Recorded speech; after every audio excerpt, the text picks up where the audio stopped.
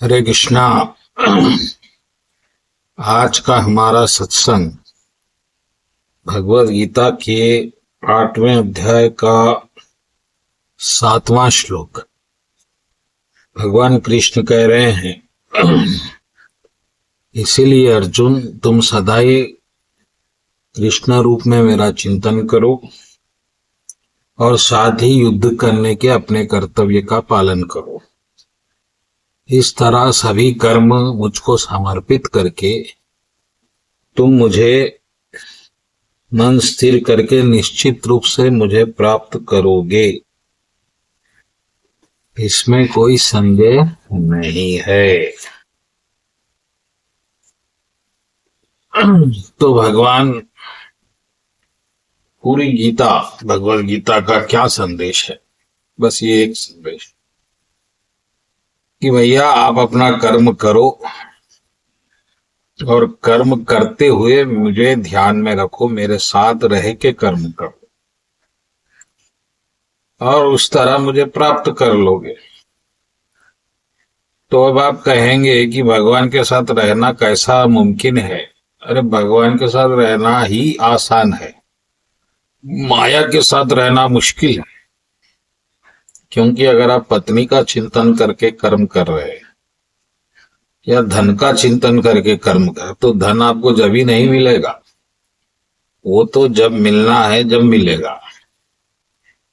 लेकिन भगवान क्योंकि सर्वत्र समान रूप से व्याप है, परमात्मा रूप से स्थित है, अंतर्यामी है, बाहर हर जगह प्रकट है, कण कण में है, तो वो उसके साथ आप आसानी से रह सकते। बस मन और बुद्धि को भगवान पे लगाना है,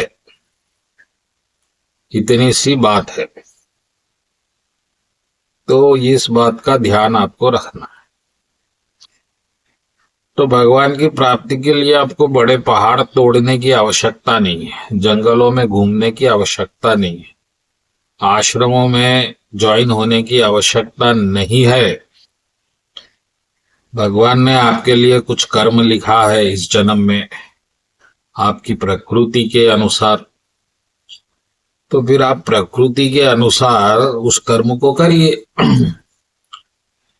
और फिर कर्म करते करते भगवान का चिंतन भी करिए। इससे क्या होगा कि भगवान की प्राप्ति हो जाएगी। सरल सीधा मार्ग, कोई इसमें कठिनाई नहीं है।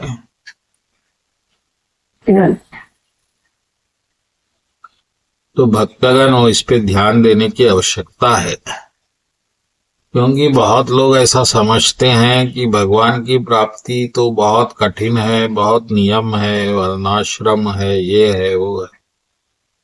अरे भगवान की प्राप्ति तो सरल है। क्यों? क्योंकि भगवान पहले से ही अपने हैं, और जो पहले से अपना है उसको प्राप्त करने में क्या कठिनाई हो सकती? कठिनाई तो उस चीज के लिए होती है जो हमारी नहीं है।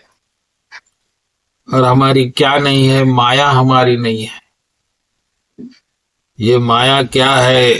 3 शक्तियां हैं, लक्ष्मी, सरस्वती और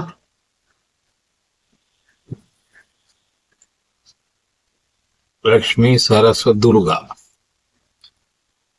ये 3 शक्तियों को जब आप आनंद भोगना चाहेंगे तो फिर माया कठिन हो जाती है, न मिलती है न, क्योंकि तीनों शक्तियां तो प्रभु की है। वो प्रभु को चाहेंगी, आपको क्यों चाहेंगी? तो आप उसको प्राप्त करना चाहे तो फिर माया आपको नचाएगी। तीनों का त्याग करके प्रेम भाव से प्रभु का चिंतन करते हुए अपना कर्म करेंगे तो प्रभु की कृपा से आपका छोटा या बड़ा जो भी जीवन है आराम से उनकी कृपा से शांति पूर्वक बीतेगा। और फिर आप अंत काल में प्रभु के स्मरण के अभ्यास में होने के कारण तुरंत ही प्रभु को प्राप्त कर लेंगे। इतना सा संदेश, महत्वपूर्ण संदेश प्रभु प्राप्ति के लिए भगवान ने दिया। इसको जीवन में उतारिए और सब झंझाल से दूर होके परमानंद की प्राप्ति करते हुए जीवन निर्वाह कीजिए और मृत्यु के उपरांत भगवत धाम को प्राप्त करिए। बोलो कृष्ण कन्हैया लाल जी की जय।